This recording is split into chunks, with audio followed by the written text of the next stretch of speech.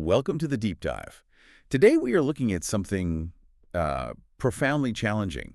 It's a document with excerpts from a 1981 speech called "I Am the Center of the Whole." And this really is a blueprint. You get a whole worldview in just these few pages, a worldview all about suffering, struggle, and a, frankly, radical path to spiritual power. Right, and you, the listener, share this with us specifically to understand that core philosophy. So our mission here is to figure out how this document makes its central claim. Pretty terrifying claim, really, that extreme hardship isn't just, an obstacle. It's the actual mechanism. It's the algorithm for accelerated spiritual progress. Okay, so let's unpack that, because the starting point is it's absolute crisis. The source says right at the top that the world we live in is far removed from the original world. And not just a little imperfect, it's the result of thousands of generations of what the speaker calls alien ancestors. Alien ancestors, that phrase is so key. It is. It's talking about a lineage that is totally separated from God's original design, and it's just perpetuated this fallen world. When you see history through that lens, the text says the story of mankind is shockingly horrible. So it establishes this baseline of complete despair. Yeah. We're not just flawed, we're fundamentally cut off. Exactly. And to make you feel that, not just understand it, the source gives this incredibly powerful analogy. The raging torrent. The raging torrent. The idea that mankind isn't just walking along. We are all floundering in a fast-rushing river, and that river is hell. And if you're drowning, you don't care about your job or what you're going to eat for dinner. None of it matters. All of that is just gone. You have one single goal: survival. He even says, try it yourself. Lie face down in a bathtub for 40 seconds. All other thoughts just disappear. All of them. It's just air. Survival. That's the only reality. It's the ultimate reality check. But what I find fascinating is the visual he uses for salvation, for getting out of that danger. It's so stark. So you're pulled out of the water into a rescue boat. The only thing separating you from that raging torrent of death is a mere half-inch of wood. Wow. That's all that heaven is, a half-inch of wood. It just shows how immediate and how fragile salvation is. 1 second you're screaming, fighting the current, and the next you're looking down at it. You can enjoy the scene, as the text says. You can row your boat and sing a song, things that were completely impossible just a moment before. Right. But this raises a really critical point. The source says returning to God is immeasurably more difficult than just surviving a river. Why? Because you're not just fighting the current. That's the thing. The theology here gets deeper. The source reminds us that God didn't just scoop Adam up. God chased Adam out of the garden. So it's not a simple fall. It's an active rejection. Which means the journey back requires fighting the current of the world and somehow overcoming that original divine barrier. Okay, so that brings us to training. If the world is this torrent, you can't wait until you fall in to learn how to swim. You're doomed. You have to train now and use every part of your body. This then leads the source to compare different religious styles. It's all about effectiveness in this crisis. So what kind of swimming do you need for this particular river? Well, the source suggests that an approach like, say, traditional Buddhism is like floating on the surface, just looking at the sky. Okay, motionless. And Christianity is seen as paddling, lots of motion. And those might be fine in calm water, but for this crisis, they're just not enough. And this is where the Unification Church style is presented as the ultimate survival training. Precisely. The text claims its members learn multiple, rapid strokes, and then they're deliberately thrown into the most hostile environments possible. African waters teeming with alligators, is the quote. Or the Arctic Ocean. Yeah, it's not about gentle improvement. It's about forced adaptation. Quick survival no matter what to become a happy survivor. And this path, being the ultimate survivor, is what leads to becoming the center of the whole. How is that center actually defined? Because it's not about money or power. No. The true center is defined by one thing: who suffers the most and most desperately tries to stop evil for the sake of the whole. For the sake of the country or the world. Yes. And the ultimate sacrifice is your own life. If you willingly risk your life to stop evil for the good of the entire group, you have paid the highest possible price. You become the center. This goes beyond just being a hero, though. The text demands suffering not just for your own survival, but for the benefit of the person who is persecuting you. Why that specific focus? Because the goal is to save the entire world, and the world is flawed.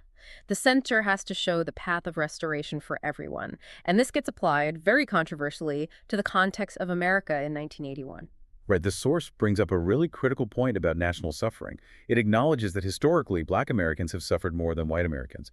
And it asks, so why aren't they the center? And the analysis in the source is, well, it's intense. It argues that while that suffering was immense, it was, from the source's point of view, historically focused on their own survival, Yeah. their own liberation. Not for the sake of the whole country. Not explicitly in the way the text defines it.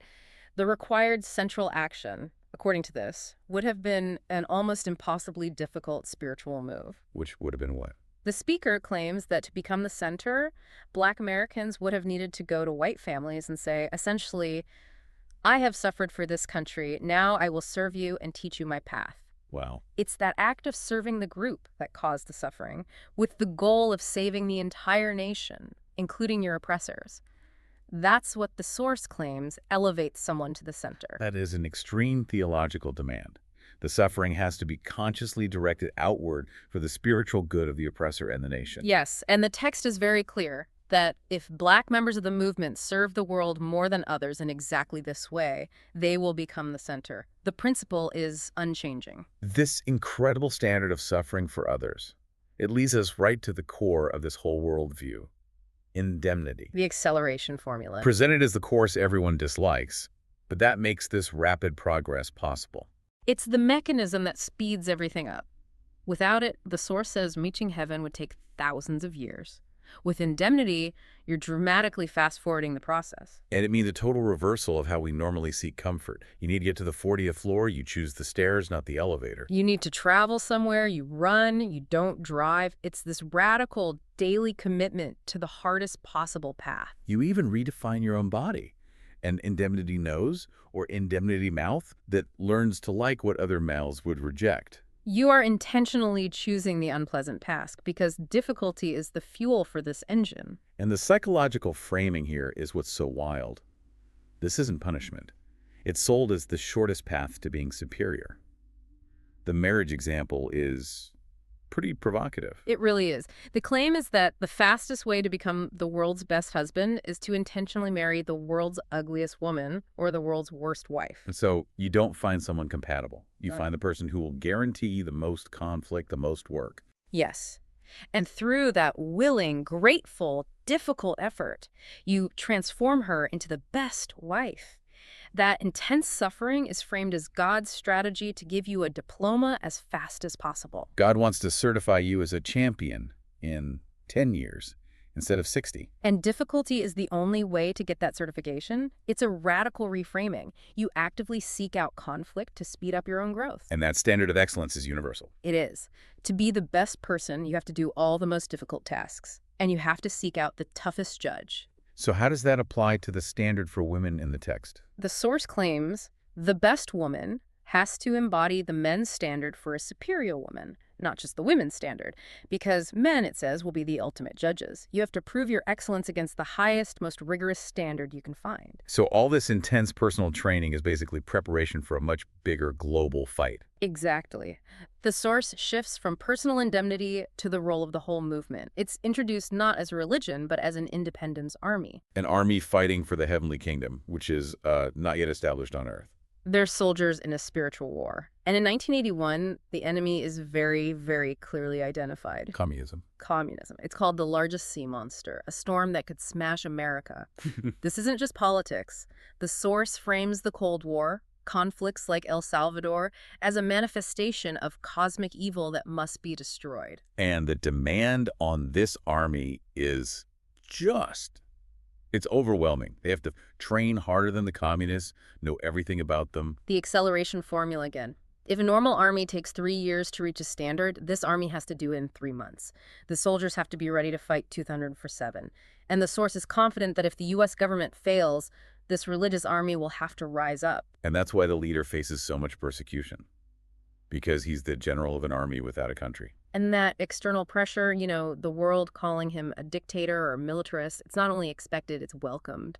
Persecution from the New York Times or the government isn't a setback. It's the spirit world pushing things along. It's treated as divine fuel. The text says other evil groups get smaller when they're attacked, but when the leader was pounced upon, the movement just grew bigger and bigger. So opposition is just indemnity on a global scale. Exactly. So if we connect all the dots here for you, the listener, Becoming the center of the whole is all about the scale of your chosen, willing suffering your indemnity. That suffering is a spiritual accelerator. And it prepares you as a soldier for this cosmic war against a very real, very identified global evil. The movement itself is described as a speedboat with a powerful engine. It has to be fast because the entire world is the battlefield. So the essential takeaway, no matter what you think of the theology itself, is rooted in this core claim.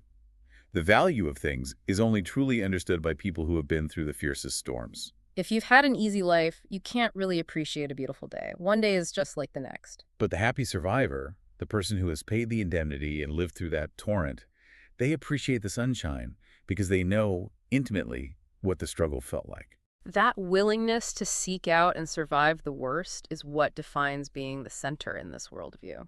And we'll leave you with this final provocative thought, drawn right from the source material. If God knows that a special seed must be preserved, and that heavenly intervention lets you take many risks and have many adventures, what current risk in your own life might actually be a hidden opportunity for accelerated growth, backed by an invisible heavenly force? Something to think about next time you choose the stairs over the elevator. Thanks for diving deep with us.